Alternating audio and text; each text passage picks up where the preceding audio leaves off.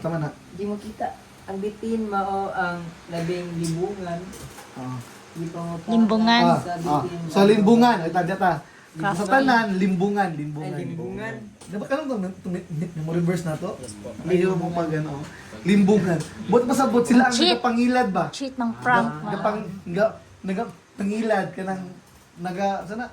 Nag Tikas. trick something nangilad.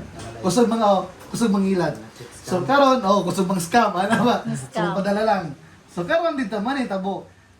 Then ana ang he said to the woman. So ang bitin sa nang istorya. Ang bitin sa nang istorya. He said to the woman, did God really say you must not eat from any tree in the garden? Sa Bisaya pa, matataon ni Ningon ang bitin sa woman. Verse 6, tato, 16. The Lord said, commanded you are freely to eat from the tree of the garden, but you must not eat from the tree of knowledge of good and evil. Ang gisulti sa Ginoo, you must not eat. Pero pag abot karon ni iba karon, kung sa ni iba, tingnan pa rin, you must not eat the fruit from the tree that is in the middle of the garden, and you must not touch it. Pataka. Kasi nadungag, Touch. touch. So pwede siya, ang ingon sa Ginoo nga, ayaw matay. Instead, makabalo ka kung unsay daotan o dili. So, ang Ginoo, niingon na ang Ginoo, you must not eat, and kung imuha ng kaunon, unsa ingon sa Ginoo, you will surely die. Karon gitwist karon sa serpent. Kaya sa tingin gani ang bitin maoy limbungan sa tanan patay. So, unsa gibuhat ni Eva? Ang bunga sa prutas, and then pleasing to the eye, makatintal ba kay nindot sud kayo, desirable lumi as siguro ano ay kana ba?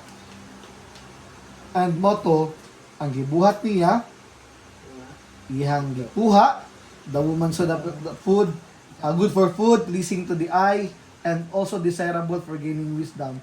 She took some and ate it.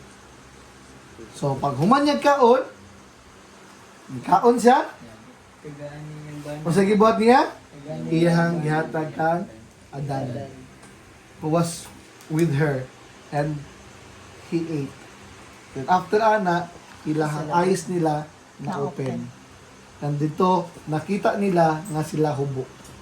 Wala sila Wala sinina. sila sa nina. So, pasabot, ani nga time, wala sila sa nina. Hubo sila. Innocent sila ba? Innocent. Kanang, ikaw, maglakaw-lakaw, mga buang. Taka lang mga buang, di ba? Inosente mo na sa wala kayo mga pakialam ba?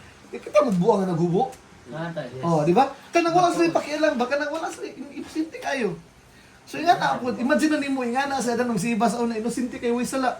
Kanang walay musulod sa una-una nga sala pa, pag makita sila may ngana. Di ba? So, ingana sila kay inosente, ingana sila ka-pure. Pero tong disobey na sila sa Ginoo. Naabri lang mata, and na-realize nila na hubo sila. And then they hid from the presence of the Lord. Nagtago sila. So, diya sa ta mag-end sa atong story karon. So, itong atong tanawon na to, diha, wala pa man naabri iyang mata nga hubo day siya. Dito na-realize nila nga hubo sila itong nikaon na si Adan. So, kung atong tanawon,